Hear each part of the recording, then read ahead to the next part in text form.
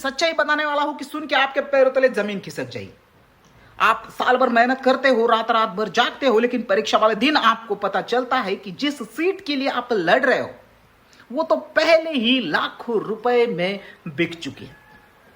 झारखंड में यही हुआ है, एक ऐसा घोटाला जिसने सिस्टम की जड़ों को पूरी तरह से हिला दिया है। जांच में एक ऐसा मामला सामने आया है जिसने कथित तौर पर ओएमआर के गोले खाली थे, लेकिन परिणाम में अभ्यर्थी का चयन हो गया। उम्मीदवारों को परीक्षा से पहले नेपाल और बंगाल के होटलों में ले जाकर पेपर रटवाया गया। और इस पूरे खेल का मास्टरमाइंड कोई अपराधी नहीं, बल्कि सरकार का ही एक ब्लॉक सप्लाई ऑफिसर है, जिसने इस जुगाड़ से खुद 12 सरकारी नौकरियां निकाली थी। लेकिन वो कौन था, उसने ऐसा क्यों किया और क्या सरकार इसमें शामिल है, जानेंगे पूरी वीडियो में। यह जानने के लिए हमको जाना होगा 2024 में। याद कीजिए, जेएसएससी और सीजीएल की 2024 की परीक्षा की सुबह सितंबर 2024 को ठीक 7:23 पर, यानी एग्जाम शुरू होने से कुछ घंटे पहले पूरा पेपर व्हाट्सएप पर तैर रहा था। लोकेशन थी जमशेदपुर का विष्णुपुर। छात्र चिल्लाते रहे, सबूत देते रहे, लेकिन तब क्या हुआ, सरकार ने एक एसआईटी बनाई, स्पेशल इन्वेस्टिगेशन टीम, जिसने मार्च 2025 में एक रिपोर्ट दी और कह दिया कि सब कुछ ठीक है, कोई लीक नहीं हुआ। छात्र को क्लीन चीट के नाम पर धोखा मिला। वही गुस्सा अब 2026 में ज्वालामुखी बनकर फूटा है। अब सवाल आता है कि ये लीक आखिर होता कैसे था। सीआईडी की जांच में एक चौंकाने वाला टूरिज्म मॉडल सामने आया। दलालों का नेटवर्क छात्रों को बसें और गाड़ियों में भरकर झारखंड से बाहर ले जाता था। ठिकाने थे नेपाल का वीरगंज, पश्चिम बंगाल और झारखंड का हजारीबाग। वहां इनने होटल में छात्रों को ले जाकर सबसे पहले उनके मोबाइल जब्त किए जाते थे। फिर उन्हें प्रश्न पत्र और जवाब दिए जाते थे और कहा जाता था रात भर रट्टा मारो। सुबह उन्हें वापस सेंटर के पास छोड़ दिया जाता। जांच में लाखों रुपए की लेन देन और कथित सौदेबाजी के आरोप सामने आए।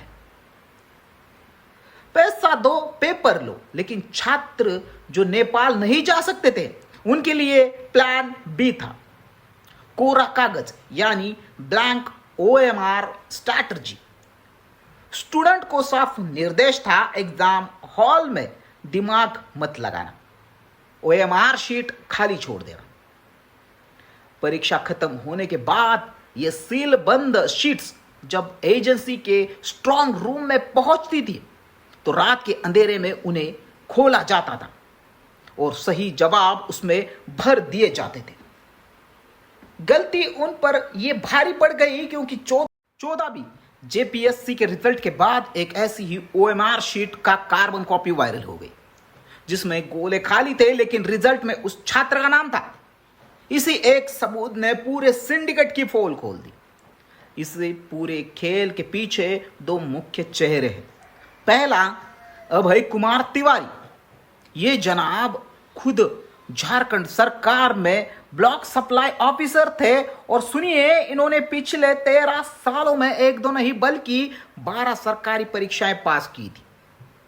अब समझ में आ सकता है कि ये कैसे है। ये खुद सिस्टम के अंदर बैठकर 40 करोड़ का सिंडिकेट चला रहे थे। दूसरा चेहरा, TSR, data processing private limited, TDPL. ये वो एजेंसी है जिसे जेपीएससी ने परीक्षा करार का ठेका दिया। हैरानी की बात यह है कि यूपीएसडीएफ ने इस एजेंसी को पहले ही ब्लैकलिस्ट करा दिया था।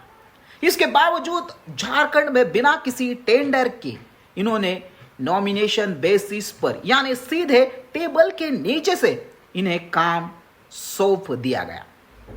न कि कोई सिक्योरिटी ऑडिट, न कोई बैकग्राउंड चेक। मानो चोरी करने के लिए तिजोरी की चाबी खुद चोर को दे देगी। अगस्त 2026 की अगर स्थिति की बात करें तो छात्रों के कई दिनों के अखंड आंदोलन को आगे सरकार को झुकना पड़ा। 14वीं जेपीएससी और बैकलॉग परीक्षाएं रद्द कर दी गई।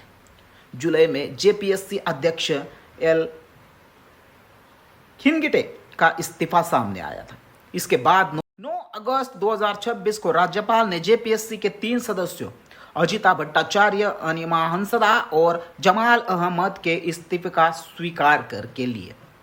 प्रदर्शन के दौरान 19 लोगों को गिरफ्तार किए जाने की भी खबर सामने आ गई है। वही परीक्षा अनियमितताओं की जांच में सीआईडी की अलग से आरोपियों को गिरफ्तार किया है। लेकिन कहानी यही खत्म नहीं होती। छात्रों की सबसे बड़ी मांग है जेएसएससी और सीजीएल की सीबीआई जांच हो। सरकार कह रही है कि हम न्यायिक जांच करेंगे, ईडी से पैसे की जांच कराएंगे, लेकिन छात्र जानते हैं कि यह सिंडिकेट सिर्फ एक राज्य तक सीमित नहीं है। इसके तार कई राज्यों के बड़े बड़े राजनेताओं से जुड़े, इसलिए वे सीबीआई से कम पर मानने को तैयार नहीं हो। यह लड़ाई सिर्फ एक परीक्षा रद्द करने की नहीं है, यह लड़ाई है उस सिस्टम के खिलाफ है जिसने शिक्षा को धंधा बना दिया। अगर आज इन दोषियों को सजा नहीं मिली तो कल फिर कोई नई एजेंसी आएगी और फिर कोई नया अभय तिवारी पैदा होगा और फिर किसी गरीब छात्र का सपना 40 लाख में बिक जाएगा।